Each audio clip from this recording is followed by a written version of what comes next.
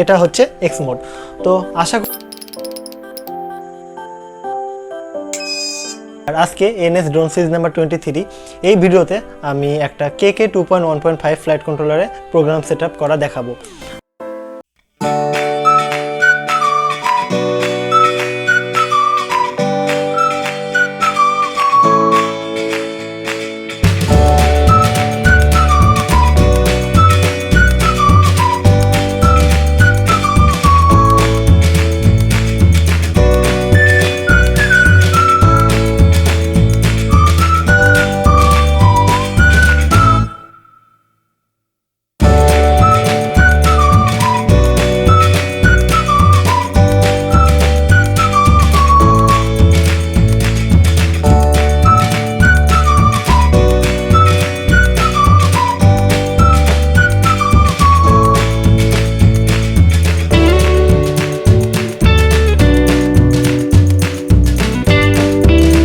দেখিয়েছি NS drone series number 22তে এই ড্রোনটা সেট আপ করা দেখিয়েছি। আর আজকে এনএস ড্রোন সিরিজ নাম্বার 23 এই ভিডিওতে আমি একটা কেকে 2.1.5 ফ্লাইট কন্ট্রোলারে প্রোগ্রাম সেট আপ করা দেখাবো। কিছু মানুষ মনে করে এই কেকে 2.1.5 ফ্লাইট কন্ট্রোলার দিয়ে যারা ড্রোন তৈরি করেন এই ড্রোনটা স্টেবল না। আসলে ড্রোনটা যদি আপনি ভালোভাবে তৈরি করতে পারেন এবং প্রোগ্রাম সেটআপটা যদি ভালোভাবে দিতে পারেন তাহলে আপনার ড্রোনটা 100% শিওর একেবারে স্টেবল হয়ে যাবে। আর 1400 কেভির মোটর দিয়ে যদি আপনারা ড্রোন তৈরি করেন খুবই ভালো স্টেবিলিটি দেয়। তো চলেন আজকে প্রোগ্রামিং সেটআপটা দেখে নিই। আর আমি ভিডিওর শেষে আলোচনা করব যে এক্স মোডের ড্রোন কী জিনিস। তো চলেন শুরু করা যাক। প্রথমে আমরা ড্রোনের সুইচ অন করব, তারপর ট্রান্সমিটারের সুইচ অন করে আমরা দেখে নেব ট্রান্সমিটারের সঙ্গে রিসিভার কানেক্ট করা আছে কিনা। আর কানেক্ট করা যদি না থাকে তাহলে আপনারা কানেক্ট করে নেবেন। ট্রান্সমিটারটি অন করার পরে এখানে দেখাচ্ছে রিসিভারটি ট্রান্সমিটারের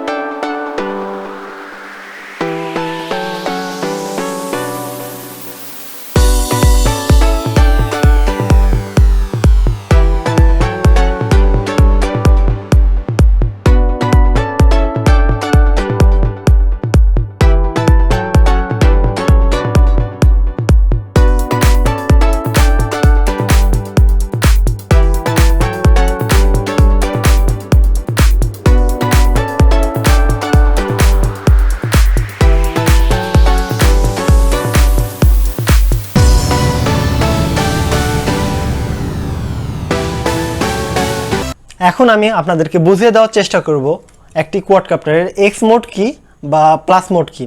আসলে দেখেন আমি ড্রোনটা কিভাবে বানিয়েছি। দেখেন এটা হচ্ছে আমার ড্রোন, ঠিক আছে। এখানে দেখেন একটা অ্যারো দেওয়া আছে, ঠিক আছে। অ্যারোটা সামনের দিকে মানে এই ড্রোনটার সামনে এটা পিছে, এটা ডানে, এটা বামে।